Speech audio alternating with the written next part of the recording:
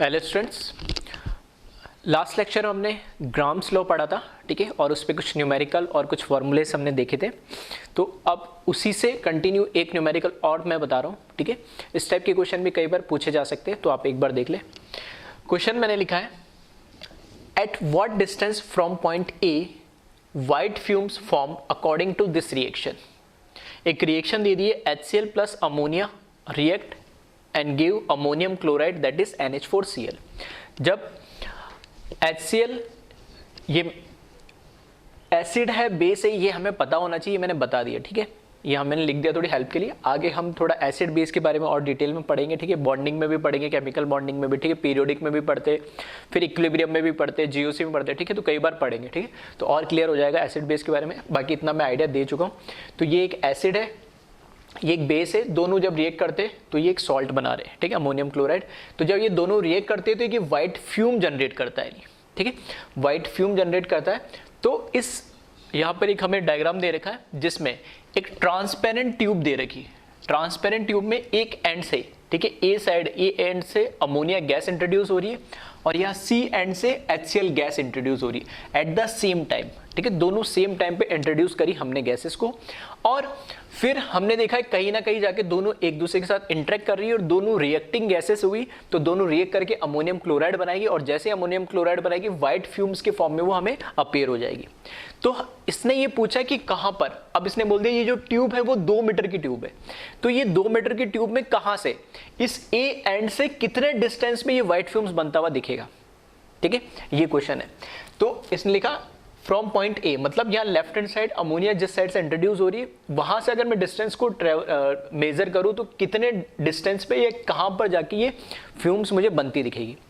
तो पहले तो अगर मैं कैलकुलेटिव पार्ट पे ना जाऊं, लॉजिकली भी सोचूं, तो ग्राम्स लॉ के अकॉर्डिंग हमने बोला जो रेट ऑफ, ठीक है, किसी भी गैस के मूवमेंट की जो रेट होती है, ठीक है, गैस के फ्लो होने की जो रेट होती है वो उसके इनवर्सली प्रोपोर्शनल होती है square root of molar mass, या मैं बोल सकता हूँ मोलर मास के इनवर्सली प्रोपोर्शनल होती है। मतलब जिसका मोलर मास ज्यादा, यानी जिसका वेट ज्यादा होगा वो थोड़े धीरे ट्रेवल करेगी, ठीक है, लॉजिकल है। हैवी आदमी धीरे चलेगा और जो पतला आदमी होगा थोड़ा तेज चल सकता है, ठीक है, या दोनों दौड़ने में अगर हम कंपेयर कर ले, तो जो गैस हैवी होगी वो कम डिस्टेंस ट्रेवल करेगी at the in same time, और जो गैस लाइट होगी वो ज्यादा डिस्टेंस ट्रेवल करेगी इन, ठीक है, in the same time.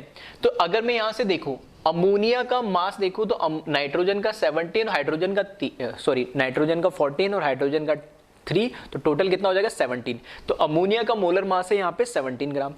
HCl की बात करूं तो क्लोरीन का 35.5, ठीक है, और हाइड्रोजन का 1 तो 36.6। तो ये 17 है और वो 36.6, दोनों में से मोलर मास किसका ज्यादा है, HCl का।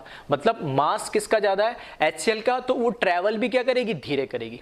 अगर ये लॉजिकल क्वेश्चन वैसे मुझसे पूछ लेता, यहाँ कुछ पॉइंट मार्क कर देता है, जैसे मैंने B को लिखा मिड पॉइंट है, यहाँ मैंने जैसे A लिखा है, यहाँ B, यहाँ कोई मैं D, E या F इस तरीके से लिख देता।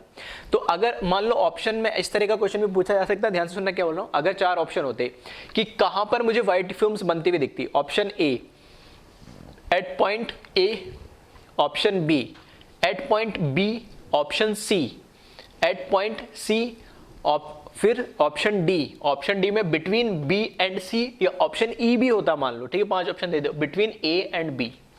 मतलब A पे फ्यूम्स बनती हुई दिखेगी, B पे फ्यूम्स बनती हुई दिखेगी, या C पे फ्यूम्स बनती हुई दिखेगी, या A और B के इन बिटवीन कहीं बनती हुई दिखेगी, या B या C इन दोनों के बीच में कई फ्यूम्स बनती हुई दिखेगी, ठीक है। तो जो मैंने क्वेश्चन पूछा, एक बार वीडियो पॉज करके थोड़ा सा सोचे इसका आंसर क्या हो सकता है, ठीक है।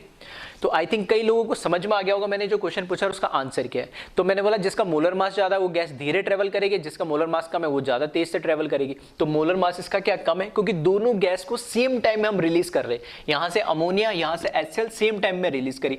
अब सेम टाइम में कौन डिस्टेंस ज्यादा ट्रेवल करेगा, जिसका मास कम है। तो B तो है मिड पॉइंट, तो मिड पॉइंट पे ऐसा नहीं है, अगर दोनों को इंटरेक्ट करना है, ठीक है, दोनों को इंटरेक्ट करना है, तो अमोनिया हमेशा HCl से क्या ज्यादा ट्रेवल करेगी, तो इसका डिस्टेंस ज्यादा होगा और इसका डिस्टेंस थोड़ा कम होगा। तो ये दोनों जब इंटरेक्ट करेगी, दोनों एक दूसरे से मिलेगी, तो वो कहां मिलेगी, B और C पॉइंट के बीच में मिलेगी, मतलब मिडल हाफ के उस साइड मिलेगी। यानी इससे पहले इसलिए नहीं मिलेगी क्योंकि यहां पे अगर ये मैं बोल रहा हूं कि अगर ये 1 मीटर चल रहा है 10 सेकेंड में, तो ये 1 मीटर से तो कम ही चलेगा, आ रही मेरे पास में? या मैं ऐसे बोल सकता हूँ 0.1 मीटर चल रहा है 10 सेकंड में, तो ये 0.1 मीटर से कम चलेगा क्योंकि हैवी गैस है। तो इस लॉजिक के अकॉर्डिंग ये गैस क्या चलेगी, यहाँ पे तेज चलेगी और ये गैस थोड़ी धीरे चलेगी। तो दोनों जब इंटरेक्ट करेगी तो मिडल पॉइंट पे तो तब मिलती है जब दोनों की रेट या फ्लो करने की या दोनों की स्पीड जो होती है, रेट क्या होती है, सेम होती है, तब मिडल पॉइंट में मिलती है। लेकिन मिडल पॉइंट पे तो इसलिए नहीं मिलेगी क्योंकि ये तो तेज चल रही है और ये चल रही धीरे। तो ये गैस मिडल पॉइंट के आगे जाके कहीं पे जाके इंटरेक्ट होगी और वहां पे हमें व्हाइट फ्यूम अपीयर होगी। ठीक है, अच्छा क्वेश्चन है। इस तरीके से लॉजिकल बिना कैलकुलेटिव वाला पार्ट भी पूछ सकता है। अब मैं इसी को इस न्यूमेरिकल की हेल्प से कैलकुलेट करके प्रूव करके दिखाता हूं। ठीक है, तो देखें अब इसको, और चाहो तो आप लोग भी वीडियो को पॉज करके ट्राई कर सकते हो कैसे हो सकता है। ठीक है, जो मैंने पढ़ा है उसी के अकॉर्डिंग है पूरा लॉजिक, उसी के अकॉर्डिंग सारे फॉर्मूले यूज होंगे ग्राम्स लॉ वाले। ठीक है, देखो हमें पता है रेट ऑफ अमोनिया, ठीक है, और रेट ऑफ, चलो इसमें पहले मैं ये कर लेता हूं कि फॉर एग्जांपल मैंने मान लिया यहां पर इतना तो मुझे समझ में आ गया कि कहां ये B और C के बीच में कहीं ना कहीं मिलेगा। एग्जैक्ट तो नहीं बता सकता लेकिन इतना पता लगेगा कि हाफ पे तो नहीं मिलेगा और हाफ से पहले भी नहीं मिलेगा, हाफ के बाद ही मिलेगी गैस।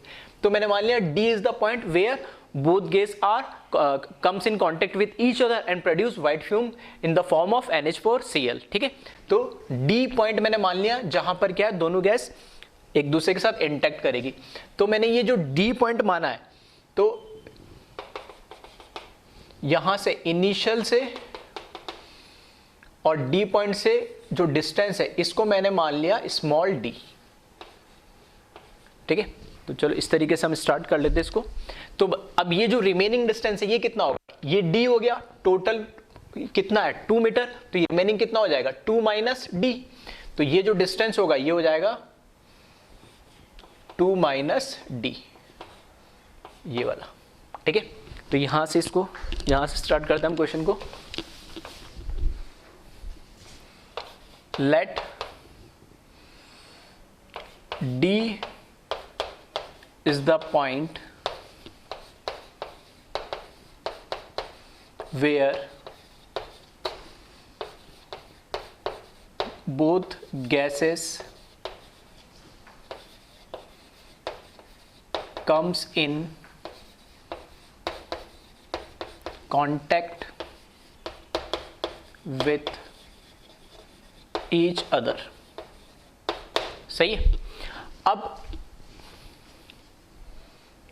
और लेट इस पॉइंट से A और इस पॉइंट डिस्टेंस को मैं स्मॉल d मान लेता हूं। Let distance between point A and point D is small d। तो अंडरस्टूड है कि पॉइंट D एंड C के बीच में जो डिस्टेंस होगा वो कितना हो जाएगा 2 माइनस d मीटर। ठीक है, क्योंकि डिस्टेंस हमें यहाँ मीटर में दे रखा है तो यहाँ पे भी मीटर लिख देता हूँ। ठीक है, बस आप देखें यहाँ पे rate of ammonia divide by rate of HCl proportional to molar mass of HCl divide by molar mass of ammonia. ठीक है, यही कहता है हमारा ग्राम्स लॉ। तो बस वो मैंने लगा दिया। अब मोलर मास तो मुझे डायरेक्टली फॉर्मूले से पता लग जाएगा। क्या रेट मुझे पता है? नहीं, लेकिन मुझे डिस्टेंस पता है। तो मैं कौन सा फॉर्मूला यूज कर सकता हूँ यहाँ पे, डिस्टेंस वाला। तो बस यहाँ पे फॉर्मूला में क्या यूज करूंगा, अमोनिया ने कितना डिस्टेंस ट्रेवल करा। ठीक है, मैंने मान लिया d डिस्टेंस पे दोनों मिला, तो d डिस्टेंस और टाइम मान लिया स्मॉल t। ठीक है, d डिस्टेंस ट्रेवल करा है अमोनिया गैस ने यहां से यहां तक t टाइम में, यहां पर। ठीक है, ये किसके लिए लिख रहा हूं मैं, HCl के लिए, सॉरी अमोनिया के लिए, है ना, क्योंकि टाइम तो दोनों के लिए सेम ही होगा। सेम टाइम पे दोनों गैस हमने क्या करी, रिलीज करी, तो अननोन भी है तो कोई फर्क नहीं पड़ता। और यहां पर क्या हो जाएगा, ये 2 माइनस d, 2 माइनस d, ये तो हुआ distance divided by small T, ठीक है। और न्यूमरेटर में हमारे पास अमोनिया थी गैस और नीचे HCl गैस, और ये इनका मोलर मास। HCl का मोलर मास 36.6 और इसका 17, ठीक है। यहाँ से देखें इसकी कैलकुलेशन सिंप्लीफाइड कर ले थोड़ा सा, ये इसको क्या लिख दूंगा मैं, D/T इंटू यहाँ पर क्या हो जाएगा T/2 माइनस D, और ये हो जाएगा 36.6 और 17, ठीक है। T से T क्या हो जाएगा, कैंसिल हो जाएगा, क्योंकि ये तो सेम, दोनों के टाइम सेम ही होगा, सेम टाइम में ट्रेवल कर रही है, वो डिस्टेंस D करेगी और वो 2 माइनस D करेगी यानी, ठीक है। इसको कैलकुलेट करें, 36.6 को डिवाइड करें 17 से, ठीक है। तो इसको जब कैलकुलेट करोगे तो ये आएगा समथिंग 2.25, तो ये हो जाएगा D/2 minus D is equals to √2.25, या इसको 225/100 भी लिख सकते हैं, ठीक है, जैसा आपको इजी लिखे। तो 225 हमें पता है किसका है, स्क्वायर रूट 15 का, ठीक है। तो 15/10 निकाल लो या फिर 1.5 डायरेक्ट कर लो यानी, ठीक है, जैसे तुम्हें कैलकुलेशन इजी लगे। 2 minus D is equals to 1.5, cross multiply करें और कैलकुलेट कर ले, तो D इज इक्वल्स टू 1.5 को और क्या लिख सकते हैं हम, 3/2, ठीक है।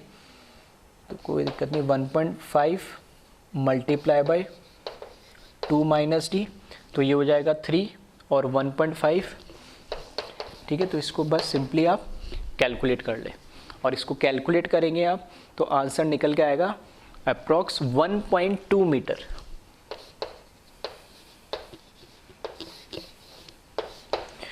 पूरी ट्यूब की लेंथ कितनी है, 2 मीटर। अगर इसका जो मिड पॉइंट B है तो ये हाफ कितना होगा, 2 मीटर का हाफ 1 मीटर, और 1 मीटर से आगे डिस्टेंस कितना आ रहा है, 1.2, मतलब 1 से कुछ ज़्यादा आ रहा है। जो मैंने बोला था लॉजिकली भी हम बता सकते हैं, जो हमने लॉ पढ़ा उसके अकॉर्डिंग, और मैथमेटिकल यहाँ से ये प्रूव है। आ रही बात समझ में? तो इस तरह के क्वेश्चंस आपको मिल सकते हैं। हाँ, लॉजिकल्स क्वेश्चन आने के चांसेस ज़्यादा है, ठीक है। तो वो एटलीस्ट वो तो समझ में आना चाहिए। और न्यूमेरिकली भी बहुत सिंपल था, बस हमने क्या करा, रेट में से हमें देखना डिस्टेंस वाला यूज़ करना है, वॉल्यूम वाला यूज़ करना है, ठीक है। वो आपको देखना पड़ेगा क्वेश्चन में क्या रिक्वायरमेंट है, तो इसके अकॉर्डिंग ऐसे आप क्वेश्चंस आप देख लें इसको, ठीक है। तो इसको एक बार आप कॉपी कर ले।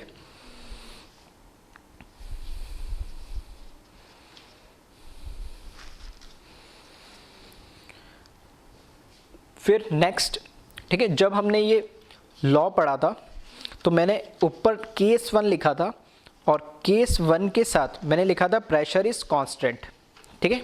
जब हमने ग्राम्स लॉ जब पढ़ा तो मैंने केस 1 लिखा था प्रेशर इज कांस्टेंट, ठीक।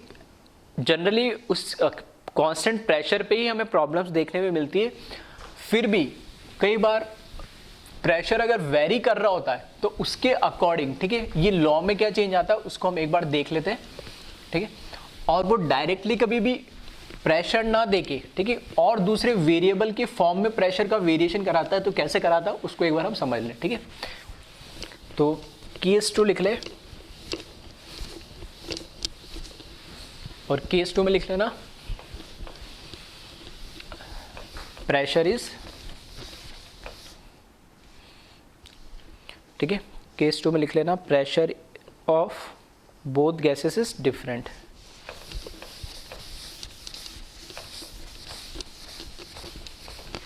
ठीक है। केस 1 में दोनों गैस का प्रेशर कांस्टेंट बोल दो, सेम बोल दो, और यहाँ पे दोनों गैस का प्रेशर क्या है, अलग अलग है।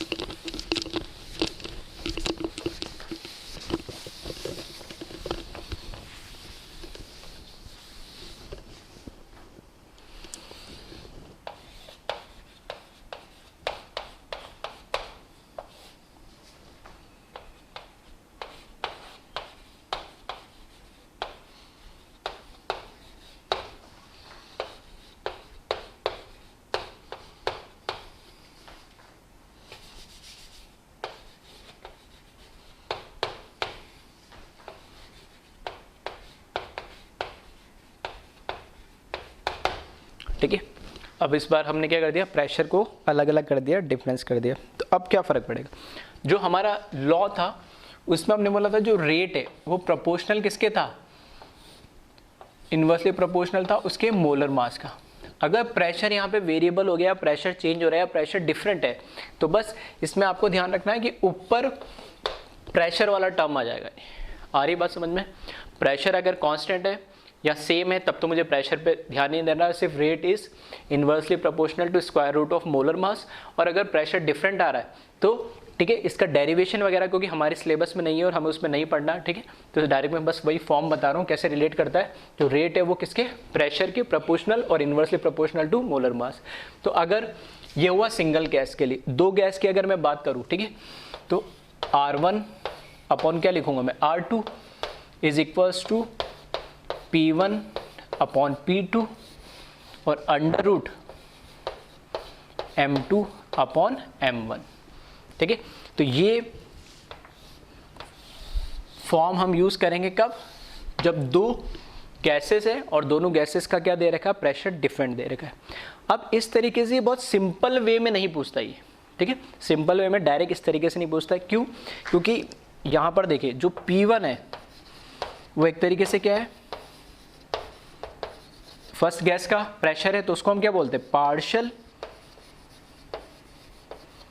प्रेशर ऑफ गैस, ठीक है। P2 जो है वो है पार्शियल प्रेशर ऑफ गैस 2 और ये गैस 1। अब सब देखना, डेल्टन्स लॉ में हमने पढ़ा है कि अगर मेरे को दो गैसेस के पार्शियल प्रेशर है तो पार्शियल प्रेशर क्या होता है, mole fraction into total pressure. तो इसको ऐसे लिख सकता हूं मैं, मोल fraction of 1 divided by mole fraction of 2 into total pressure होगा, तो टोटल प्रेशर से टोटल प्रेशर कैंसिल हो जाएगा, ठीक है। क्या मैं इसको ऐसे भी लिख सकता हूं, मोल फ्रैक्शन को moles of one gas divide by mole of second gas. क्यों? क्योंकि जो डिनोमिनेटर में आता है total sum of both gas N1 plus N2, वो यहाँ से और यहाँ से दोनों साइड से क्या हो जाएगा, कैंसिल हो जाएगा। और इसको क्या लिख सकता हूँ, मोल्स को भी मैं फिर further weight of gas 1 upon weight of gas 2 into molar mass of gas 2, ठीक है। आई थिंक कुछ बच्चों को तो एकदम समझ में आ गया होगा मैंने क्या लिखा है, अगर पुराने लेक्चर ध्यान से आप देख रहे हो तो।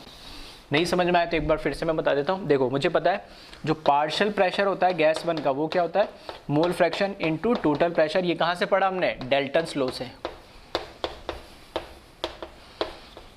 ठीक है। दो फॉर्म पढ़ी थी, एक तो हमने पढ़ा था total pressure is equals to summation of partial pressure of all the gases, second हमने पढ़ा था उसी को डेराइव करके दूसरे फॉर्म में लाए थे कि partial pressure of any gas is equals to product of mole fraction of that gas and total pressure of container, ठीक है। तो यहाँ से लिखा, तो ऐसे P1 लिखेंगे, ऐसे क्या लिख लेंगे हम, P2 भी लिख लेंगे। तो P2 is equals to mole fraction into total. तो P1 को जब मैं P2 से डिवाइड करूंगा तो देखना x1 into PT divide by x2 into PT, तो PT से PT कैंसिल हो जाएगा टोटल प्रेशर, तो सिर्फ क्या बचेगा, x1 अपॉन x2 जो मैंने डायरेक्ट लिखा है। फिर मुझे पता है x1 को मैं क्या लिख सकता हूँ, मोल फ्रैक्शन ऑफ N1 अगर मुझे निकालना है तो मोल फ्रैक्शन निकालना है मुझे 1 का, तो moles of 1 divide by total moles. इसी तरीके से इसके मोल्स निकालने तो moles of 2 divide by total moles. तो यहाँ से देखना डिनोमिनेटर में ये वापस कैंसिल हो जाएगा, तो ये क्या आएगा कैलकुलेट होके N1 अपॉन N2 जो मैंने ये लिखा है। फिर हमें पता है मोल्स क्या होता है, वेट अपॉन मॉलिक्यूलर वेट होता है, तो इसको क्या लिख सकता हूँ मैं, W1 अपॉन M1, और यहाँ पे क्या लिख सकता हूँ, W2 अपॉन M2। तो वापस W अपॉन W2 ऐसे लिख दिया और यहाँ पर ऊपर M2 आ जाएगा, M1 नीचे आ जाएगा, तो बस वही चीज़ लिखा। तो अब वो क्या करेगा, प्रेशर नहीं देगा, ठीक है, प्रेशर तो वेरी हो रहा होगा लेकिन प्रेशर नहीं देगा, वो क्या दे देगा, या तो उनके मोल फ्रैक्शन दे देगा, ठीक है। इसी फॉर्मूले को मैं मॉडिफाइड करूँ, देखना आप क्या क्या लिख सकता हूँ इस फॉर्मूले को, इसी फॉर्मूले को मैं मॉडिफाइड करके यहाँ पे P1 P2 के क्या लिख सकता हूँ, x1 अपॉन x2 भी लिख सकता हूँ अगर मोल फ्रैक्शन दे रखा हो। अगर मुझे मोल फ्रैक्शन नहीं दे रखा और मोल्स डायरेक्ट दे दिया तो मैं मोल फ्रैक्शन क्यों कैलकुलेट करूँ, इतनी कैलकुलेशन क्यों करूँ, डायरेक्ट N1 अपॉन N2 लिख दूंगा। अगर मुझे मोल्स भी नहीं दे रखा, सिर्फ वेट दे दिया और गैसेस के नाम दे दिए तो मैं W1/W2 इंटू M2/M1 इसकी जगह लिख सकता हूँ। ठीक है, तो ये थोड़ी सी स्मार्टनेस आप में होनी चाहिए, जो कंपटीशन एग्जाम में आपको इसी की जरूरत पड़ती है, ताकि टाइम हम बचे। ठीक है, फॉर्मूले वही चीज़ें, बेसिक चीज़ें वही है, तुम्हें जितना टाइम मिल रहा है सामने वाले को उतना टाइम मिलेगा। अब सामने वाले ने वो कैलकुलेशन में और इन फॉर्मूले को पुट करने में जो टाइम बचा है वही वो आपसे क्या करेगा, लीड करेगा। कॉन्सेप्ट बहुत ऐसे नहीं आते कि आपने पढ़ा ही नहीं हो, पता नहीं क्या आ गया है। ठीक है, रेयरली ऐसे कुछ एक दो क्वेश्चन होते हैं, बाकी सब चीज़ें आपने पढ़ी भी होगी, आपको पता होगा, लेकिन आपको फॉर्मूले याद नहीं होंगे और उनका कन्वर्जन नहीं पता होगा और किस तरीके से उसको मेरे को इंप्लीमेंट करना है डायरेक्ट। ठीक है, नहीं पता होगा तो आप टाइम लगाओगे। ये इतनी सारी ये सब देख रहे हो, ये इतने फॉर्मूले लेके मैं टाइम खराब करूंगा। अगर आपको डायरेक्ट पता होगा तो आप डायरेक्ट लिखोगे और उसको जल्दी से आप क्या कर दोगे, सॉल्व कर दोगे। ठीक है, तो एक बार इसको कॉपी कर ले, इस पर भी एक न्यूमेरिकल हम देख लेते हैं।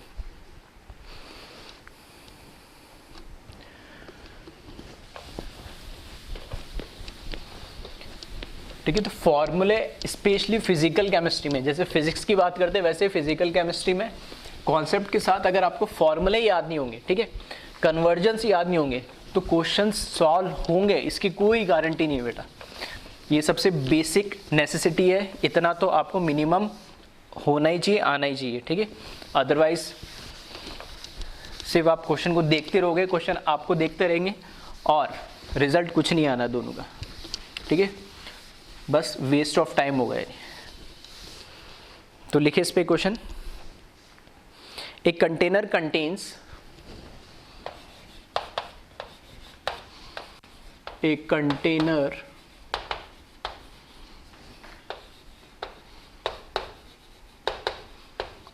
contains helium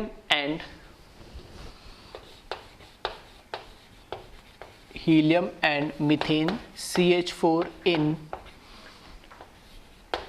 2:1, ठीक है, 2:1 mole ratio,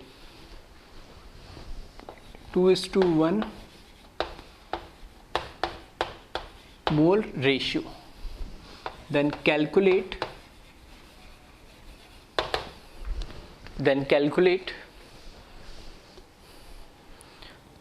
composition,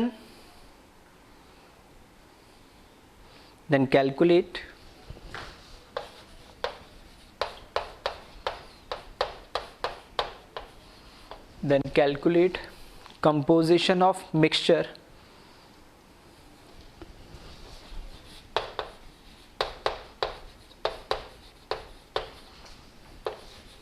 diffuses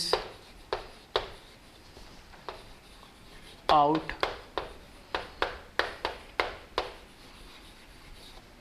initially। ठीक है, तो एक बार वीडियो को आप पॉज कर ले और कैलकुलेट करें। ठीक है, अल्टीमेटली इसने पूछा क्या, calculate composition of mixture diffuses out initially. ठीक है, थोड़े से लैंग्वेज को बस ट्विस्ट कर दिए। यहाँ पर इसने पूछा है जो डिफ्यूजन हो रहा है इनिशियली, डिफ्यूजेस आउट इनिशियली मतलब जो डिफ्यूजन हो रहा है इनिशियली, या रेट ऑफ डिफ्यूजन भी इसको बोल सकते हैं, वो हमें क्या करना है यहाँ पर कैलकुलेट करना है। ठीक है, तो इंडिविजुअल कर लो या इनका मोल रेशियो से कैलकुलेट कर लो। ठीक है, दोनों से कैसे भी कर सकते हैं नहीं। ठीक है, या ऐसे क्वेश्चन नहीं समझ में आया, ठीक है, ऐसे लिखना चाहो तो भी ठीक है, या और सिंपल लैंग्वेज अगर मैं इसकी कर दूँ, ठीक है, तो कैलकुलेट ऐसे भी आप इसको समझ सकते हो। ठीक है, वैसे हर तरह की लैंग्वेज को आपको, ठीक है, अंडरस्टूड होनी चाहिए। Calculate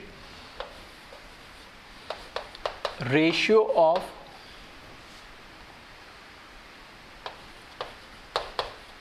rate of diffusion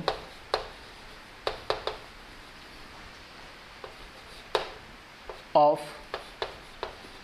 helium to methane, ऐसे भी समझ सकते हो उसको। ठीक है, पहले जो लिखा वो भी गलत नहीं था। ठीक है, और करके चाहो तो लिख लेना, ताकि आप में क्या हो, थोड़ी सी अंडरस्टैंडिंग बढ़ जाए क्वेश्चन क्या पूछने जा रहा है। ठीक है, इनिशियली थोड़े आपको क्वेश्चन में हो सकता है कई बार लैंग्वेज की फॉर्म में समझने में दिक्कत आ रही हो, तो कोई दिक्कत नहीं है। एक बार जब आप क्वेश्चन को समझने लग जाओगे, ठीक है, एक बार कॉन्सेप्ट के दिमाग में बैठने लग जाएंगे, तो थोड़ी सी लैंग्वेज को इधर उधर भी कर देगा तो कोई दिक्कत नहीं रहेगा। ठीक है, तो देखें इसमें, ठीक है, चाहो तो वीडियो को पॉज करके आप सॉल्व करके देख सकते हो इसको। देखो, हमारे पास दो गैस दे रखी है, एक दे रखी है हीलियम, ठीक है, और हीलियम का हमें पता है मोलर मास जो होता है हीलियम का कितना होगा 4, एंड दूसरी हमें दे रखी है मीथेन, और मीथेन का जो मोलर मास होता है, ठीक, कार्बन का 12, हाइड्रोजन के 4, तो टोटल कितना हो जाएगा 12, ठीक है। अब रेट ऑफ डिफ्यूजन वो पूछ रहा है, तो अभी तक जो हमने लास्ट क्वेश्चन कर रहे थे लास्ट लेक्चर में, तो उसमें इस तरीके से नहीं दे रखा होगा कि मोल रेशो दे दिया या मोल फ्रैक्शन दे दिया हो या फिर उनका पार्शियल प्रेशर दे दिया हो या उनका कुछ वेट इस तरीके से दे दिया हो, ठीक है। यहाँ मुझे दे दिया जैसे मोल रेशो दे दिया, इसका मतलब क्या है कि उनका रेशियो अलग अलग है, मतलब प्रेशर अलग अलग है। ऑब्वियसली बात है, अगर सेम अमाउंट में होगा तब तो ठीक है, अगर अमाउंट अलग अलग होगा तो उनका पार्शियल प्रेशर भी अलग अलग होगा, ठीक है। हम ऑलरेडी किसमें डेल्टस लॉ में पढ़ चुके हैं, नहीं, ठीक है। जो जिस गैस का नंबर ऑफ मोल्स ज़्यादा होंगे, ठीक है, मैं कंक्लूजन भी बता चुका हूँ, जिस गैस के नंबर ऑफ मोल्स ज़्यादा होंगे उसका पार्शियल प्रेशर भी ज़्यादा होगा। तो अगर मोल रेशियो अलग है तो पार्शियल प्रेशर भी अलग अलग होगा, और पार्शियल प्रेशर अलग अलग है तो मुझे केस 2 लेना पड़ेगा, ठीक है। तो वही से है, तो यहाँ देखना मुझे पूछा है रेट रेशियो पूछा है हीलियम टू मीथेन, और फॉर्मूला क्या है, partial pressure of helium divided by partial pressure of methane, molar mass of methane divided by molar mass of helium. अब यहाँ पे मोलर मास तो मुझे पता है, रेट मुझे कैलकुलेट करना है, लेकिन प्रेशर नहीं है, ठीक है। तो बस यही आपकी बेसिक जो मैं बोल रहा था अंडरस्टैंडिंग ये होनी चाहिए कि अब पार्शियल प्रेशर कैलकुलेट मत करने लग जा रहे हैं, ठीक है। अब जो मैंने अभी डेराइव करा था बस वही से पार्शियल प्रेशर की जगह जो मुझे मोल का रेशियो दे रखा है 2:1 वो पुट कर दो बस। तो rate of helium, rate of methane, moles of helium, moles of CH4, molar mass of methane, molar mass of helium, ठीक है। तो बस यहाँ से वैल्यू पुट कर दे, हीलियम CH4, हमें मोल रेशियो दे रखा है helium to methane 2:1, helium to methane 2:1, मतलब यहाँ पर क्या आ जाएगा 2/1, मोलर मास ऑफ मीथेन 16, इसका हीलियम का 4, 16/4 कितना आ जाएगा 4, और √4 कितना हो जाता है 2, और 2 मल्टीप्लाई बाई 2 करोगे तो rate of helium divide by rate of methane is equals to 2 × 2 is equals to 4, ठीक है। या 4:1 भी लिख सकते हैं, या इस तरीके से बोल सकते हैं rate of helium is 4 times of rate of methane, और होनी भी चाहिए, क्यों, क्योंकि मीथेन का मास कितना है 16, हीलियम का मास कितना है 4, जिसका मास कम है उसका रेट भी क्या होगी ज़्यादा होगी डिफ्यूजन की, ठीक है। तो इस तरीके से ऐसे क्वेश्चंस को आप ध्यान रखें जिसमें मोल्स अलग दे रखो गैसेस के, या उनका पार्शियल प्रेशर अलग दे रखा हो, या फिर उनका मोल फ्रैक्शन या इवन वेट अलग अलग दे रखा हो, तो वो केस 2 हो जाएगा जिसमें प्रेशर दोनों का सेम नहीं होगा, ठीक है। तो इसको एक बार कॉपी कर ले। नेक्स्ट टॉपिक है काइनेटिक थ्योरी ऑफ गैसेस, ठीक है, जिसे हम शॉर्ट में KTG भी बोलते हैं, नहीं, ठीक है। ये भी एक इम्पॉर्टेंट टॉपिक है जिस पे स्कूल एग्जाम में तो जनरली क्वेश्चंस आते ही आते हैं, ठीक है। कंपटीशन एग्जाम में भी JEE मेंस में नीट लेवल पे भी क्वेश्चंस इसमें पूछे जाते हैं, और जो मैं जैसे मैंने लिखा है यहाँ पे मेन पॉस्टुलेट्स ऑफ KTG, ठीक है, इसके पॉस्टुलेट्स क्या थे उन पे जनरली क्वेश्चन पूछे जाते हैं कि कौन सा, 4 ऑप्शन दे देंगे, इसमें से कौन सा पॉस्टुलेट सही है या कौन सा इसमें से इनकरेक्ट है, ठीक है। या स्कूल एग्जाम में पूछ लेते हैं कि राइट एनी 5, एनी 6, एनी 10 या ऑल पॉस्टुलेट्स ऑफ KTG, ठीक है। तो दोनों पॉइंट ऑफ व्यू से ये इंपॉर्टेंट है, तो इनको एक एक करके हम समझते हैं। फर्स्ट जो पॉस्टुलेट है वो लिखा है gas is made up of large number of small tiny particles known as molecules.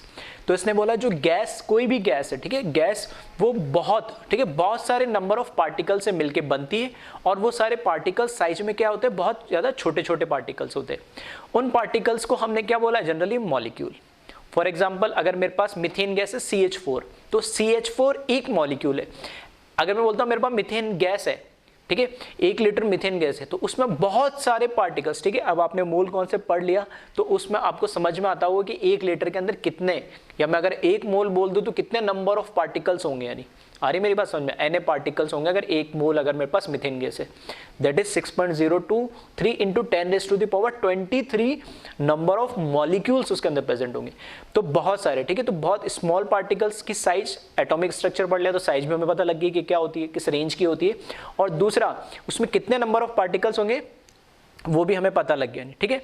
तो पहला पोस्टुलेट कहता है कि गैस बहुत स्मॉल टाइनी पार्टिकल से मिलके बनती है और वो बहुत ज़्यादा नंबर के अंदर होते हैं, ठीक है, यानी उनके नंबर बहुत ज़्यादा होते हैं। सेकंड पोस्टुलेट अगर हम देखें, वो लिखा है जिस जो टाइनी पार्टिकल्स उनको हमने क्या बोला, मॉलिक्यूल। अब बात करें molecule of a single gas are identical in size, shape and in mass but different from molecules of another gas. ये कह रहा है कि जो अगर कोई भी गैस जो किससे मिलके बनी हुई होती है, मॉलिक्यूल से मिलके बनी हुई होती है बहुत सारे, तो वो अगर मैं बोल रहा हूं जैसे मीथेन गैस है, तो मीथेन गैस जो है उसके मॉलिक्यूल्स, अगर मैं मीथेन का एक मॉलिक्यूल निकालूं या उसका दूसरा निकालूं, तीसरा निकालूं, कोई सा भी एक मीथेन का मॉलिक्यूल निकालूं, तो वो शेप में भी सेम होगा, साइज में भी सेम होगा और मास में भी क्या होगा, सेम होगा, मतलब आइडेंटिकल होगा हर एस्पेक्ट के अंदर।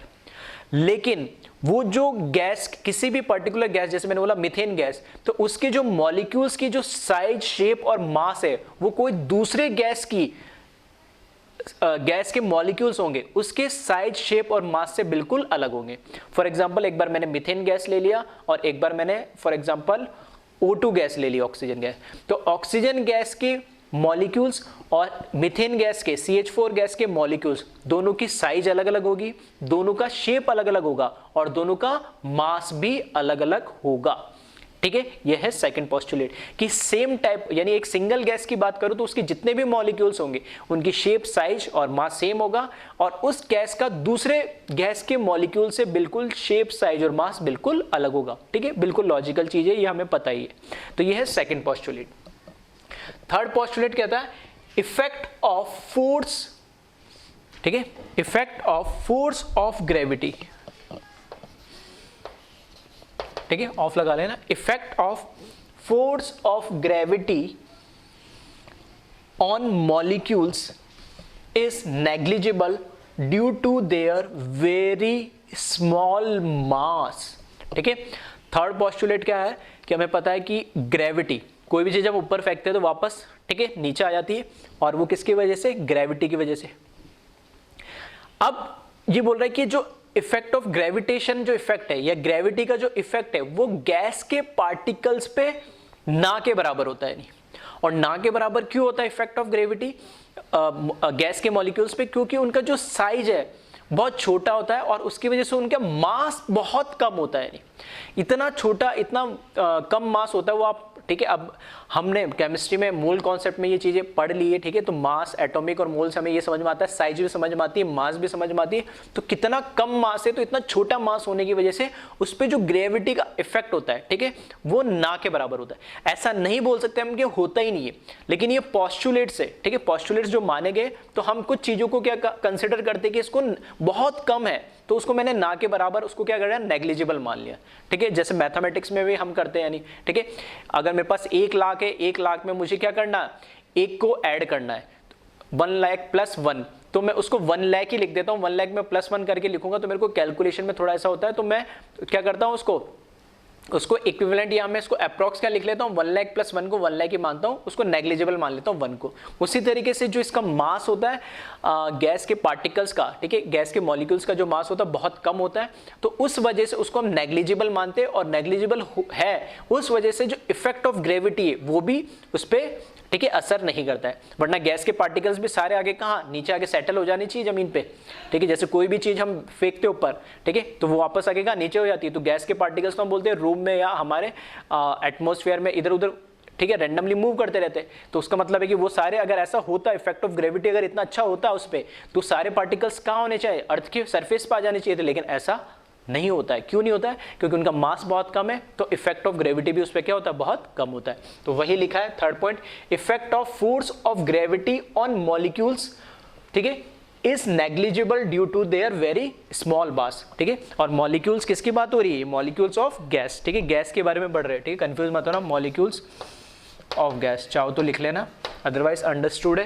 पहले हमने गैस के बोला एक पार्टिकल से, उसको हमने मॉलिक्यूल बोला, फिर मॉलिक्यूल के बारे में बताया हमने इफ साइज, शेप और मास बहुत कम होता है। फिर हमने बताया कि जो मॉलिक्यूल्स है उसके ऊपर इफेक्ट ऑफ ग्रेविटी क्या होता है, ना के बराबर होता है। नेक्स्ट फोर्थ जो पोस्टुलेट है इसमें वो लिखा है, gas molecules are not at rest, ठीक है, but possess rapid random motion in straight line in all direction, ठीक है। तो हमें पता है, जैसे मैं बोल रहा हूँ जिस रूम में मैं रिकॉर्डिंग कर रहा हूँ उस रूम में भी कोई ना कोई गैस है, ऑक्सीजन तो है ही, ठीक है, बिना ऑक्सीजन तो मैं ना जिंदा रह सकता हूँ ना तुम रह सकते हो, ठीक है। और उसके अलावा भी दूसरी गैसेस होती है एटमॉस्फेयर में, ठीक है, हमें पता है कंपोजिशन नाइट्रोजन का सबसे ज़्यादा होता है, फिर ऑक्सीजन का, अदर गैसेस का। तो इस तरीके से हमारे एटमॉस्फेयर में या रूम में या जहाँ पर भी हम, वहाँ सब जगह क्या गैसेस तो है ही। अब जो गैस के पार्टिकल्स है वो रेस्ट पे नहीं होते। रेस्ट पे क्यों नहीं होते? जैसे हमने बोला, जैसे हमने स्टार्टिंग में चैप्टर के स्टार्टिंग में बोला कि सॉलिड मैंने डाला तो सारे मॉलिक्यूल्स के पास पास में, क्योंकि फोर्स ऑफ अट्रैक्शन बहुत अच्छा होता है, तो सारे मॉलिक्यूल्स आके क्या पास पास में आके नीचे सेटल डाउन होते हैं। लिक्विड का थोड़ा कम होता है तो वो थोड़े से दूर दूर होते हैं, और अगर मैं ऐसे लिक्विड को जिस जगह पे या जिस कंटेनर में डालूंगा उसका शेप ऑक्यूपाई कर लेते हैं। गैस के बीच में जो पार्टिकल्स के बीच में, मॉलिक्यूल्स के बीच में जो फोर्स ऑफ अट्रैक्शन होता है बहुत ज्यादा वीक होता है, ठीक है, अट्रैक्शन फोर्स बहुत ज्यादा वीक होता है, तो इधर उधर रैंडमली क्या करते रहते हो, मूव करते रहते। इसलिए हम बोलते हैं जिस भी कंटेनर में या जिस जो भी वॉल्यूम उसको प्रोवाइड करेंगे उस पूरे वॉल्यूम को वो गैस के पार्टिकल्स क्या कर लेते हैं, ऑक्यूपाई कर लेते हैं। इसका कैसे कर लेते हैं? क्योंकि वो रैंडमली क्या करते हैं, इधर उधर मूव करते रहते हैं, यानी वो रेस्ट पे नहीं रहते। ऐसा नहीं सॉलिड का पार्टिकल लिया तो सॉलिड का पार्टिकल अगर मैंने एक रखा, ठीक है, एक पत्थर रखा, पत्थर को रखा तो पत्थर अपने जगह उसी जगह पड़ा रहता है। ऐसा नहीं कि इधर भी जा रहा है उधर भी जा रहा है, ये मूव कर रहा है, अपने आप नहीं मूव कर रहा वो, ठीक है, उसमें काइनेटिक एनर्जी बहुत कम होती है। लेकिन गैस के पार्टिकल्स को एक जगह रख दो तो एक जगह नहीं रुकेगा, उसमें काइनेटिक एनर्जी बहुत ज्यादा होती है और वो इधर उधर रैंडमली क्या करता रहेगा, मूव करता रहेगा। तो फोर्थ पोस्टुलेट ये बोल रहा है कि जो गैस के पार्टिकल्स है वो रैंडमली इधर उधर मूव करते रहते हैं, रेस्ट पे नहीं रहते। फिर जब वो मूव करते हैं तो हमेशा एक स्ट्रेट लाइन में मूव करते हैं, ऐसा नहीं है जिगजैग जिगजैग अपनी मर्जी से गोल गोल घूम रहा है या कैसा कोई शेप बना, नहीं। एक जैसे पार्टिकल है गैस का, फॉर एग्जाम्पल इस स्ट्रेट लाइन में मूव कर रहा है, तो अगर मान लो जिस कंटेनर या जिस जो रूम में रखा है उसकी वॉल से, अगर ये वॉल है कंटेनर की या रूम की, इससे टकराया तो टकराने के बाद वो क्या करता है, अपनी डायरेक्शन को क्या कर लेता है, चेंज कर लेता है, नहीं तब जाके उसकी डायरेक्शन चेंज होती है। दूसरा रीजन क्या चेंज होने का, अगर गैस का पार्टिकल आ रहा है और मान लो इधर से कोई गैस का पार्टिकल आ रहा है, ये भी अपने स्ट्रेट लाइन में मूव कर रहा है, ये भी अपने स्ट्रेट लाइन में मूव कर रहा है, दोनों मान लो टकरा है तो दोनों ने अपनी अपनी डायरेक्शन चेंज कर ली। इस तरीके से गैस के पार्टिकल्स आइदर आपस में टकरा के अपनी डायरेक्शन को चेंज कर लेते हैं या कंटेनर या जिस भी हमारे रूम में रखा है उसके वॉल से, ठीक है, कोलाइड होकर अपने डायरेक्शन को क्या कर लेते हैं, चेंज कर लेते हैं। लेकिन मूव हमेशा क्या करते हैं, स्ट्रेट लाइन में करते हैं। जब तक वो किसी से कोलाइड नहीं होंगे तब तक उसी डायरेक्शन में मूव करते रहते हैं। वही फोर्थ पोस्टुलेट है, gas molecules are not at rest, ठीक है, कभी भी रेस्ट पे नहीं होते, वो इधर उधर रैंडमली मूव करते रहते, but possess rapid random motion in straight line in all direction, ठीक है, हर डायरेक्शन में मिलते हुए। ऐसा नहीं कि सारे गैस के पार्टिकल इसी डायरेक्शन में जा रहे हैं या सारे गैस के पार्टिकल इसी डायरेक्शन, भाई एक पार्टिकल इधर जा रहा है, दूसरा इधर जा रहा होगा, तीसरा इधर आ रहा होगा, बस जो जिससे टकराता जाएगा उनकी डायरेक्शन अपने आप चेंज हो जाएगी, इसलिए ऑल डायरेक्शन में उनका रैंडम मोशन होता है, ठीक है। तो ये 4 पोस्टुलेट्स हैं, इनको लिख ले, फिर आगे ये पोस्टुलेट्स और हम डिस्कस करते हैं एक बार।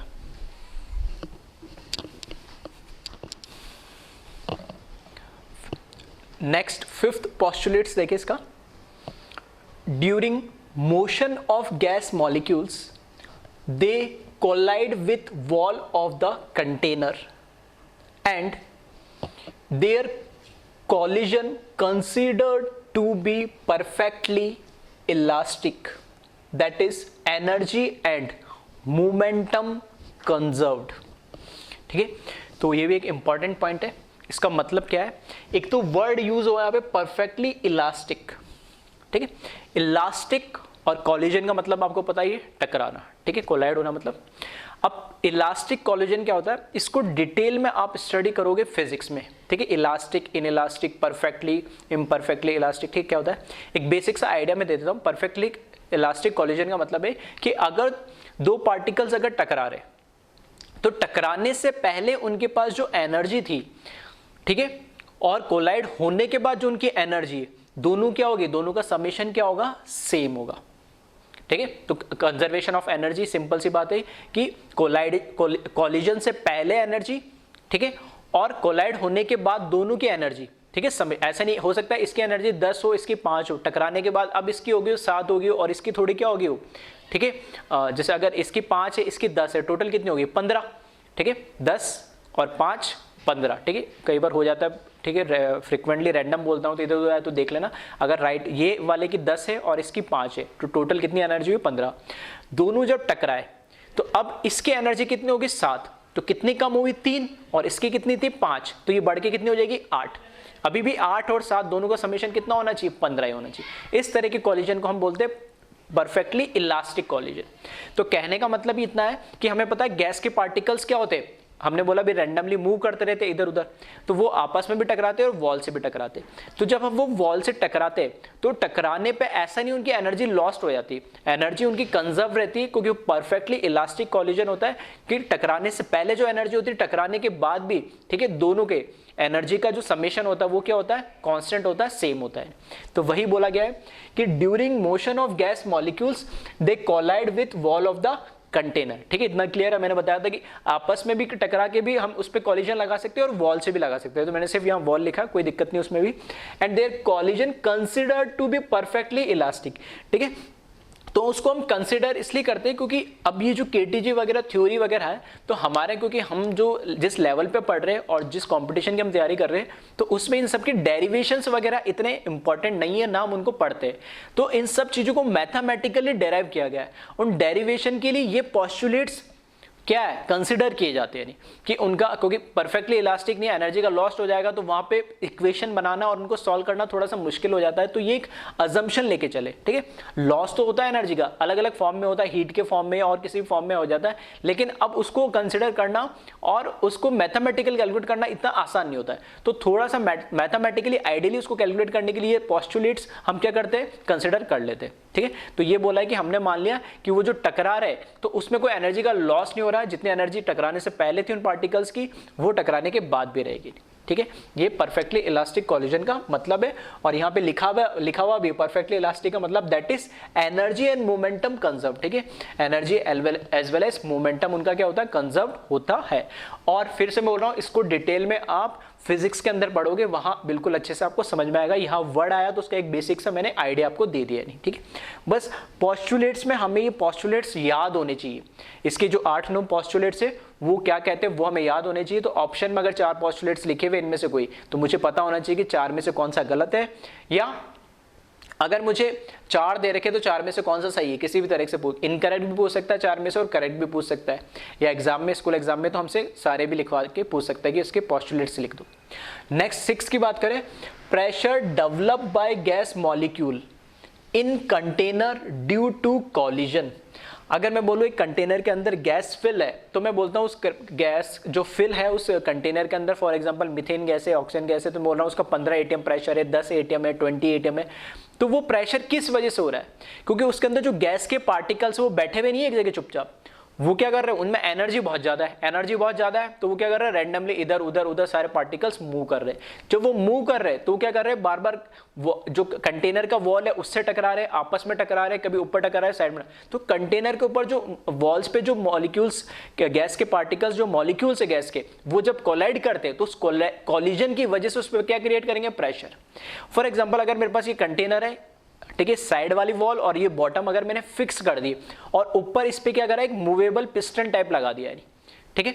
तो मूवेबल पिस्टन ऐसा है कि अगर उस पर अंदर प्रेशर ज्यादा पड़ेगा, ठीक है, बाहर जो प्रेशर हमें पता है कोई भी चीज बैलेंस कब रहती है जब ऊपर और नीचे दोनों चीज क्या हो बैलेंस्ड हो। जैसे तराजू होता है ना, एक भी चीज ज्यादा कम होगी तो ऊपर नीचे हो जाता है, तो उसी तरीके से पिस्टन है, ऊपर बाहर से जो एटमॉस्फेरिक प्रेशर है उतना ही प्रेशर नीचे से होगा तो बराबर होगा। अगर नीचे से प्रेशर बढ़ने लगेगा तो ऑब्वियस ही बात क्या जाएगा ऊपर जाएगा। तो वही अगर मूवेबल पिस्टन है और उस पर प्रेशर में बढ़ाता जाऊंगा, प्रेशर कैसे बढ़ रहा है कि गैस के मॉलिक्यूल्स जो पार्टिकल्स से बार बार आ रहे हैं और उससे कोलाइड कर रहे हैं, नहीं तो वही तो कर रहा है, टकरा रहा है तो फोर्स पे लग रहा है तो वो धीरे धीरे मूव होने लगेगा, ठीक है। तो जो प्रेशर डेवलप होता है किसी भी कंटेनर के अंदर गैस की वजह से, किसकी वजह से होता है collision of gas particles with container, ठीक है। नेक्स्ट 7th पोस्टुलेट है average kinetic energy of gas sample depends upon only absolute temperature. मैं बोल रहा हूं कि जो गैस के पार्टिकल्स है उनके अंदर जो एवरेज काइनेटिक एनर्जी, ठीक है, अलग अलग तरीके की काइनेटिक एनर्जी होती है, ठीक है। तो अगर मैं एवरेज का मतलब है कि इंडिविजुअल एक एक पार्टिकल्स की एनर्जी नहीं बता रहा, सारे पार्टिकल्स की मैंने एक एवरेज एनर्जी निकाली। तो उन गैस के पार्टिकल्स की जो एवरेज काइनेटिक एनर्जी है वो सिर्फ और सिर्फ किस पे डिपेंड करेगी, उस गैस के टेम्परेचर, एब्सोल्यूट टेम्परेचर मतलब कितना उसका टेम्परेचर है केल्विन के अंदर, ठीक है। तो अगर मैं बोल रहा हूं अगर 25 डिग्री पे, ठीक है, 25 डिग्री पे जो गैस है उसकी काइनेटिक एनर्जी और एक जो 40 डिग्री पे जो गैस है उसकी काइनेटिक एनर्जी किसकी ज्यादा होगी, तो ऑब्वियस सी बात है। बट टेम्परेचर जैसे बढ़ेगा, टेम्परेचर बढ़ने से उस गैस के अंदर क्या हो जाएगी, काइनेटिक एनर्जी इंक्रीज होगी, और काइनेटिक एनर्जी इंक्रीज होगी तो वो इधर उधर रैंडमली और ज्यादा मूव करने लगेगा। तो टेम्परेचर बढ़ाएंगे तो ऑब्वियस सी बात है वो क्या होगा, कन्वर्ट किसके अंदर होगा, उसको काइनेटिक एनर्जी के अंदर वो कन्वर्ट हो जाएगा। तो यही बोला कि average kinetic energy of a gas sample depend only upon absolute temperature. बिल्कुल लॉजिकल है, इसको आप घर पे एक्सपेरिमेंटली भी देख सकते हो। फॉर एग्जांपल अगर हम वाटर बॉईल कर रहे हैं, जब रूम टेम्परेचर पे रखा तब पार्टिकल्स फिक्स है, जैसे मैंने गैस पे रखा और उसको धीरे धीरे बॉईल होने के लिए छोड़ दिया, तो स्टार्टिंग में देखते हैं सरफेस से पार्टिकल आता है, ऊपर आता है, बॉल बनता है, ब्रेक हो जाता है। मतलब वो जो बॉटम पे है जिससे डायरेक्ट हमारे पास जो गैस की जो हीट है वो उसको डायरेक्ट मिल रही है, तो उसकी काइनेटिक एनर्जी बढ़ रही है, इसलिए वो मूव कर रहा है ऊपर, ठीक है। फिर ऊपर वाला पार्टिकल जो ठंडा वो नीचे की तरफ जा रहा है, ठीक है, इस तरीके से। तो कहने का मतलब इतना सा सिंपल सा कि वो गैस तो नहीं है, लेकिन हम उसको फिनोमेना को समझ तो सकते हैं कैसे, कि टेम्परेचर बढ़ने से जो उनकी पार्टिकल्स की एनर्जी है, ठीक है, उसको एक बबल को एक पार्टिकल जैसे मान लो, उसकी पार्टिकल की एनर्जी क्या हो रही है, बढ़ रही है। तो बढ़ रही है तो अपने आप क्या कर रहा है, मूव कर रहा है। अगर रैंडम रूम टेम्परेचर पे अगर वाटर रखा हुआ है तो हमें थोड़ी से दिखता पार्टिकल्स मूव करता हुआ कुछ, लेकिन वो बबल के फॉर्म में ऐसे मूव करता हुआ दिख रहा है। लेकिन मुझे ये तो पता लग रहा है क्यों मूव कर रहा है, क्योंकि उसमें हम एक्सटर्नली हीट दे रहे, किस हीट मिल रही है, तो उससे क्या हो रहा है, उसका टेम्परेचर बढ़ रहा है, और टेम्परेचर बढ़ रहा है तो उसके अंदर उसकी काइनेटिक एनर्जी भी क्या होगी, बढ़ेगी, ठीक है। तो ऑब्वियस सी बात है, टेम्परेचर बढ़ेगा तो काइनेटिक एनर्जी बढ़ेगी, तो मूवमेंट भी बढ़ेगा। नेक्स्ट 8th पॉस्टुलेट, ठीक है, 8th और 9th पॉस्टुलेट बहुत इंपॉर्टेंट है। किस वे में इंपॉर्टेंट है वो मैं बता दूंगा, पहले देख ले। Volume occupied by gas molecule is negligible in comparison to volume of container. जिस कंटेनर के अंदर 1 लीटर, 10 लीटर, 1000 लीटर, एक रूम, जिस भी जगह पे जो गैस है उसका जो वॉल्यूम है गैस का as comparison to that container is negligible. For example ये इतना बड़ा कंटेनर है मेरे पास जिसमें मैंने गैस फिल कर दी, ये तो पूरा हुआ कंटेनर का वॉल्यूम। अगर मैं बात करूं कि गैस के जो मॉलिक्यूल्स है सारे पार्टिकल्स को मैं इकट्ठा कर लूं, इकट्ठा करने के बाद अगर मैं उसको कंप्रेस करूं कि सारे पार्टिकल जैसे सॉलिड में होते हैं ना, एकदम पास में पार्टिकल्स आ जाए, तो अगर मैं चाहूं कि बिल्कुल उनको एकदम पास में लिया और मैं देखना चाहूं कि एक्चुअल वॉल्यूम कितना है, क्योंकि वॉल्यूम क्यों बढ़ जाता है गैस का, क्योंकि वो तो क्या इधर उधर रैंडमली मूव कर रहा है, मैंने रैंडमली मूव करना बंद करवा दिया, सबको पकड़ के कंप्रेस कर गया और ऐसे देख रहा हूं कि अब, ठीक है। तो दूसरा तरीका क्या बेस्ट, देखो कंटेनर लिया, ऊपर पिस्टन लगा दिया, मैं पिस्टन को प्रेस करता जाऊं, प्रेस कर, ये प्रेस तब तक होता है जब बीच बीच में क्या होगी, स्पेस होगी, पार्टिकल्स थोड़े क्या आने लगेंगे, पास में। एक बॉटम पे जस्ट बॉटम आने से जस्ट पहले आके गैस के पार्टिकल्स पे कितना प्रेशर लगा दो वो अब नीचे नहीं होगा। क्यों नहीं होगा, क्योंकि अब सारे पार्टिकल बिल्कुल पास में आ गए, अब उससे ज्यादा तो उस पार्टिकल को प्रेस नहीं कर सकते, ठीक है। और इसको थोड़ा फिजिकली अगर मैं समझाऊं, ठीक है, अगर ये मेरे पास कंटेनर है, ठीक है, अभी जो पार्टिकल्स थे इस पूरे के अंदर गैस के पार्टिकल इसके अंदर क्या कर रहे हैं, मूव कर रहे हैं। अब उस पार्टिकल्स को मैंने सबको इकट्ठा कर लिया, तो अगर मैंने उसका पार्टिकल्स का वॉल्यूम जब मेजर करा, ठीक है, तो इस गैस के कंटेनर के वॉल्यूम के कंपैरिजन में उसका जो गैस का जो आ रहा है, ठीक है, एक पॉइंट के बराबर या बहुत छोटे से पार्ट के बराबर उन गैस के पार्टिकल्स का एक्चुअल वॉल्यूम आ रहा है। तो अगर मैं बोलूं कि ये गैस का पार्टिकल का इतना छोटा सा volume as compare to this volume of a container is negligible, बात सही भी है, ठीक है, कि ऐसा नहीं है कि उसका वॉल्यूम कुछ ऑक्यूपाई कर ही नहीं रहा है, कर तो रहा है लेकिन वो बहुत छोटा कर रहा है, तो उसको फिर से कैलकुलेशन के अंदर हम क्या मान लेते हैं, ना के बराबर मान लेते हैं। तो पोस्टुलेट का मीनिंग आपको समझ में आया होगा कि क्या है पोस्टुलेट। ये बोल रहा है कि जो गैस के पार्टिकल्स है उनका भी कुछ वॉल्यूम होता है। अगर मैं सबको कंप्रेस कर लूँ और देखो एक्चुअल वॉल्यूम कैसे, जैसे सॉलिड के अंदर पास में पार्टिकल्स को लगा देते वैसे मैं इनको लगा दूं, ठीक है। तो मैं जब उनको सबको इकट्ठा करूंगा तो वॉल्यूम देखूंगा तो बहुत, ठीक है, बहुत ही छोटा उसका वॉल्यूम होगा। लेकिन कंटेनर का वॉल्यूम तो हमने देखा बहुत बड़ा है, तो उसको और कंपेयर करूँ दोनों को मैं तो यही मुझे दिखेगा कि उसका वॉल्यूम तो ना के बराबर है, इसलिए हम उसको क्या मान लेते हैं, नेग्लिजिबल। फिर से ये एक पोस्टुलेट ही हमने माना है, एक्चुअल में ऐसा तो नहीं है, भले कितना ही छोटा लेकिन वॉल्यूम तो है, कुछ तो है, लेकिन हमने मान लिया ताकि कैलकुलेशन इजी हो। जब मैं वॉल्यूम मानूं तब उसको ना के बराबर मान लूं कि गैस का वॉल्यूम नहीं है। और नाइन्थ पोस्टुलेट, लास्ट पोस्टुलेट ये कि no force of attraction between gas molecules. ठीक है, हमें पता सॉलिड के अंदर जो पार्टिकल्स होते हैं उनके बीच में फोर्स ऑफ अट्रैक्शन सबसे ज्यादा होता है, इसलिए बिल्कुल पास पास चिपके हुए होते हैं। गैस के अंदर थोड़ा कम होता है, सॉरी लिक्विड के अंदर थोड़ा सा कम होता है, और गैस के अंदर तो बहुत कम होता है। लेकिन ऐसा नहीं है कि होता ही नहीं है, होता उसमें भी फोर्स ऑफ अट्रैक्शन है, लेकिन फिर से ये एक पोस्टुलेट एक मान लिया है क्या कि उसमें कोई फोर्स ऑफ अट्रैक्शन होता ही नहीं है, ताकि फिर से हमें मैथमेटिकल कैलकुलेशन करने में आसानी हो। तो ये जो 8th और 9th पॉइंट, 8th कहता है कि वॉल्यूम होता ही नहीं है, जबकि कुछ तो वॉल्यूम होता है, ये एक पोस्टुलेट है। 9th पॉइंट वो कहता है कि गैस के पार्टिकल्स के बीच में कोई फोर्स ऑफ अट्रैक्शन है ही नहीं, होता है बहुत वीक होता है। ठीक है, होता है बहुत वीक होता है, लेकिन ये कह देता है हम मान लेते कि कोई होता ही नहीं इसके अंदर। तो 8th और 9th जो पोस्टुलेट्स है ये रियली में ऐसा पॉसिबल नहीं है, ये दोनों रियली में गलत है। गलत है का मतलब मेरा क्या है कि एक्चुअल जितनी भी हमारे नेचर में गैस एग्जिस्ट करती है उन सबको हम बोलते हैं रियल गैस। अब जो आइडियल गैस है वो क्या है, ठीक है, आइडियल गैस है वो हम आगे देखेंगे क्या है, वो चीजें को और समझेंगे। फिर भी हम आइडियल गैस उनको मानते हैं जो इन पोस्टुलेट्स को फॉलो करती है। तो ये जो दो पोस्टुलेट जो दिख रहे हैं लास्ट में, वॉल्यूम ना के बराबर, ऐसा पॉसिबल नहीं है। फोर्स ऑफ अट्रैक्शन नहीं होता बिल्कुल, ये भी पॉसिबल नहीं है, ये भी होता है। तो ये जो पोस्टुलेट्स है ये आइडियल गैस के अकॉर्डिंग है, लेकिन रियल गैस के अंदर एक्चुअल में फोर्स ऑफ अट्रैक्शन भी होता है और कुछ ना कुछ उसका वॉल्यूम भी ऑक्यूपाई होता है। तो ये सारे पोस्टुलेट, ठीक है, सिर्फ किसके लिए, आइडियल गैस के लिए मैं कंसिडर कर सकता हूं, रियल गैस पे ये एप्लीकेबल नहीं होते, क्योंकि रियल गैस का कुछ ना कुछ वॉल्यूम होगा ही होगा और उनके बीच में कुछ ना कुछ फोर्स ऑफ अट्रैक्शन भी होगा, भले बहुत कम हो, ना के बराबर हो, लेकिन होगा। इसलिए मैंने नोट करके लिखाया 8th and 9th postulates applicable only for ideal gas, that is not for real gas। Ideal gas, real gas, इनके बारे में और आगे, ठीक है, हम आगे आने वाले लेक्चर में और डिटेल में स्टडी करेंगे, लेकिन एक बात मैंने समझाने के लिए बता दी। फॉर एग्जांपल ये बोलता परफेक्टली इलास्टिक है, तो मैंने बोला था परफेक्टली इलास्टिक कुछ नहीं हो पाता ऐसा, ठीक है। आइडियल मैं कुछ भी बोलूं, आइडियल गैस, आइडियल सॉल्यूशन, ठीक है, आइडियल ह्यूमन बीइंग, ठीक है, आइडियल नाम की कोई चीज नेचर में एग्जिस्ट नहीं करती है, ठीक है। हम टेंड्स टू बी परफेक्ट की तरफ जाते हैं, लेकिन परफेक्ट होता नहीं है कुछ। कितना भी आदमी, कितना भी, ठीक है, दिखने में अच्छा हो, कितनी भी नॉलेज उसकी अच्छी हो, ठीक है, उसके हाइट वेट वगैरह सब कुछ, ठीक है, उसका करियर एजुकेशन, लेकिन 99.99% बोल सकता हूँ, लेकिन 100 कुछ नहीं होता कभी भी, ठीक है। परफेक्ट नेचर के अंदर, रियल के अंदर कुछ नहीं होता है। और हम किताबों में जो पढ़ते हैं, ठीक है, आइडियल जो नाम लगा देते हैं वो हम अज्यूम करते हैं कि काश ऐसा हो जाए, तो हम टेंड्स टू भी परफेक्ट की तरफ जाते हैं, लेकिन कभी भी होता नहीं है, ठीक है। तो ये चीजें थोड़ी सी आप ध्यान रखना।